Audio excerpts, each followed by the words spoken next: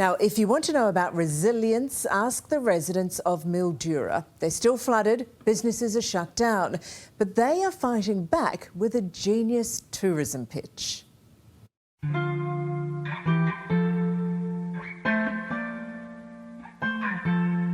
It's something that I've never seen in my lifetime. Try to keep you close to me.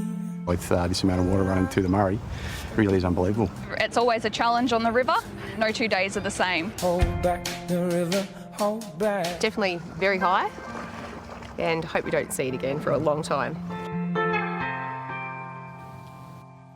Our record rainfall has now wound its way to the historic river town of Mildura.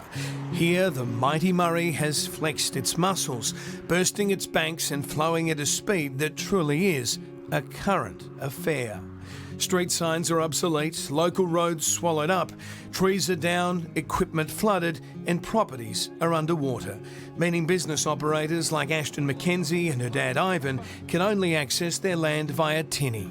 Is this the highest you've ever seen the river? This is the highest I've ever seen, yep. Ashton has grown up on the river and has a strong sense of its history as we cut through floodwaters that would usually form the driveway to her office. The last time that this had actually happened and it was inaccessible to our business was 75. Right, so wow. It was quite a while ago. Yeah.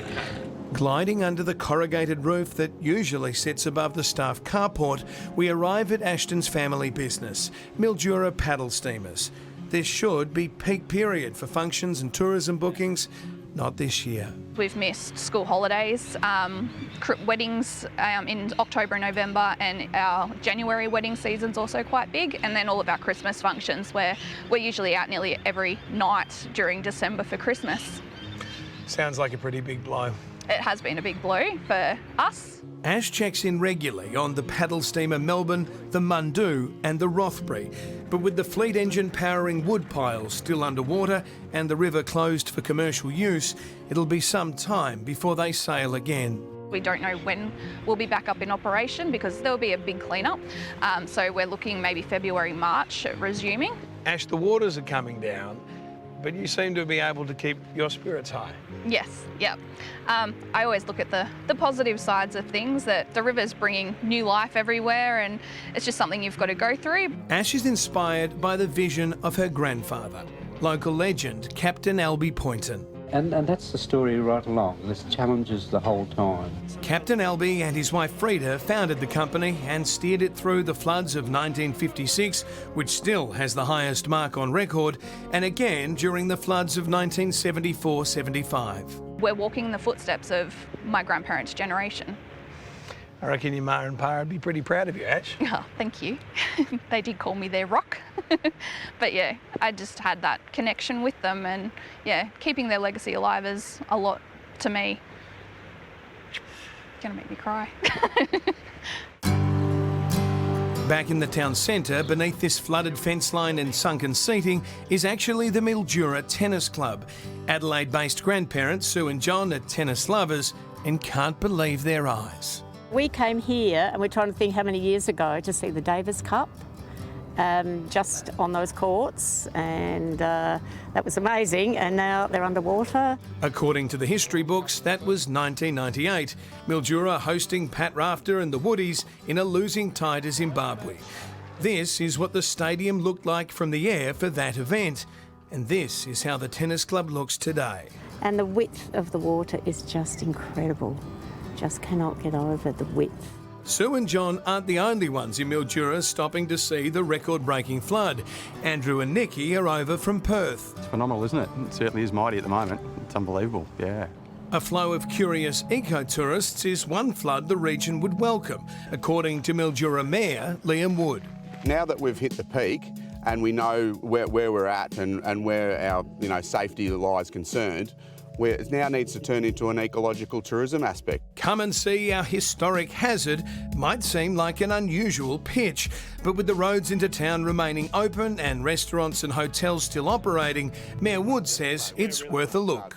We've been bookended this year by COVID and floods, so we're used to putting a silver lining on things, that's for sure. but it is an amazing spectacle, and it's an ecological one. More than 500,000 people visited the Mildura region in 2019. That figure dropped 60% when COVID hit in 2020, and while more people returned last year, traffic hasn't yet matched pre-pandemic levels. We are open for business, and just make sure that you get here and see a river event that you've never seen before. It hasn't happened in our lifetime, so make sure you get down here and check it out. Among the hotels awaiting visitors this summer is Mildura's dignified dame, the Grand, a landmark that Don Carrazza first visited as a teenager in the 1950s. I was looking for a job and I came to the Grand and I got a job as a bellboy. So I started here in September 1956. Now 84, Don owns the place, and as he walks the historic halls, he backs the Mayor's unique invitation to visitors. We're not under flood, but it's beauty for them to look the way the river is at the moment, that they'll never see it before and they will never see again probably. Normally you would see the river in a channel going past, but at the moment you can't tell where the river is. The Murray at Mildura has now peaked at just under 38.5 metres, making this flood event bigger than the famous 1974-75 floods. It'll be a while before the paddle steamers are turning once again along the mighty Murray, but the message from Mildura locals is we need your support. Ian and Marissa run a pub in town, and while their dogs cooled off in the Murray, they also hope tourists were on their way. Yeah, I'd encourage everyone to come out and look. Yeah, definitely. Anywhere along the Murray, really. But hopefully they come and see it and, yeah, see how amazing it is. With each day that passes, the water lowers a little closer to normal levels. And as this day ended, Ash found a shady spot to look for inspiration in the diaries her pa, Captain Albie, left behind. On the 21st of December 1975. Made the levee bank from the gate to the road. You might notice Captain Albie's hat and the steamboat wheel that decorates Ash's wrist.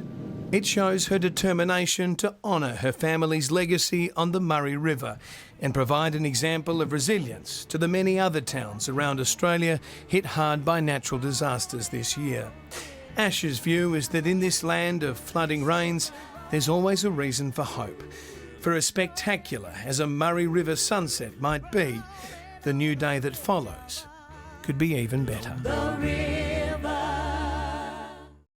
They're inspiring, aren't they? Get down there and see the Murray.